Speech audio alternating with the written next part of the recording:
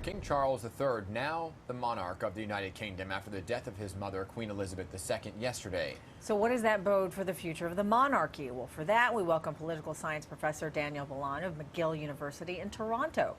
Professor, good morning. Thanks for being with us. Good morning, and I'm in Montreal. Oh, you're in Montreal. Oh, okay. Well, we apologize for that. Professor, most people have never known another British monarch besides Queen Elizabeth. So how will King Charles III play in the 15 Commonwealth nations?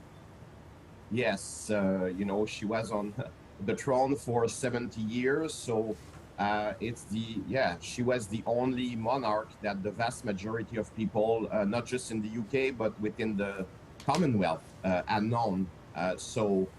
It's a major shift for this institution.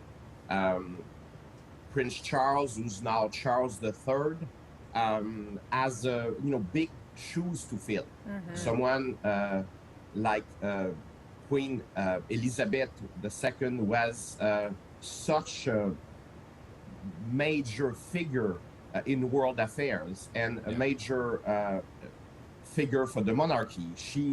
She ruled for, her reign was longer than any other monarch on the planet, with the exception of the king's son, Louis XIV. Right. And that was a very long time ago. So this is, I think something that is really historical in proportion. Right. For many people, this is a shock to have now a new monarch, because they are so used to Elizabeth. Yeah, and so you brought us to the next question, right? Because it's the 21st century, and some might say, does a monarchy still even make sense at this point in time? Is it possible that some nations might declare themselves finished with the monarchy? Well, they are. Some of them are doing this as we speak. Recently, last year, Barbados, which was, under the monarchy, former British colony, they decided to become a republic, and so they left the monarchy. And right now in Australia, which is a much bigger country than Barbados in terms of population and size, they have a prime minister and a labor government that really are proposing a referendum on becoming a republic during their second term if they are re-elected. And they even appointed an assistant minister for the Republic. So in Australia, people are talking about this as we speak.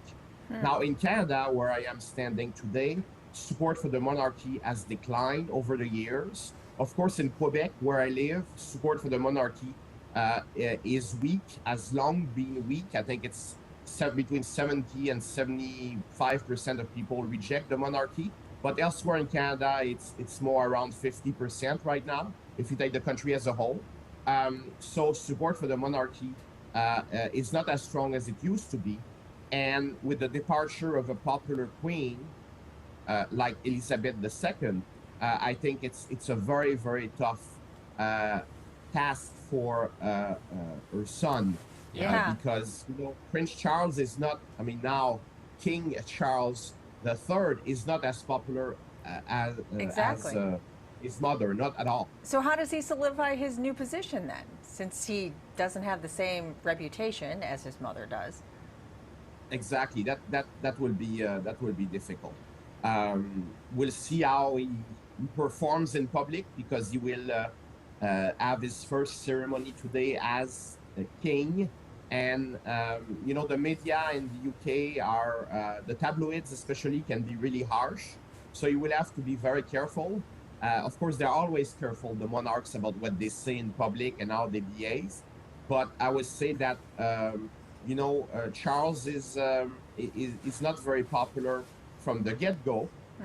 And I think that people are anxious. People who support the monarchy, they are a bit anxious to see how he will actually perform in his new role. Of course, he's been waiting for this his entire life. Right. Yeah. 73. His mother became a queen when he was still a young boy, and he's been preparing for this his entire life. But at 73 years old, he's the oldest new British king ever, so it's a late start, to say the least.